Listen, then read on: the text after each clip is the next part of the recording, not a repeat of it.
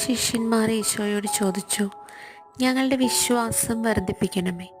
ജലത്തിൻ്റെ മേൽ ആഞ്ഞടിക്കുന്ന കൊടുങ്കാറ്റിൻ്റെ മേൽ, ഞങ്ങളുടെ എല്ലാവിധ രോഗങ്ങളുടെ മേൽ, എന്തിന് മരണത്തിൻ്റെ മേലും ഞങ്ങൾക്ക് അന്നന്ന് വേണ്ട ആഹാരത്തിന്മേലും അധികാരമുള്ള ഈശോയെ, ഞങ്ങളുടെ ആകുലതകളിൽ പ്രലോഭനങ്ങളാൽ ഞങ്ങൾ വലയുന്ന നിമിഷങ്ങളിൽ അങ്ങേ ശക്തമായ അധികാരം ഞങ്ങളെ പ്രയോഗിക്കണമേ.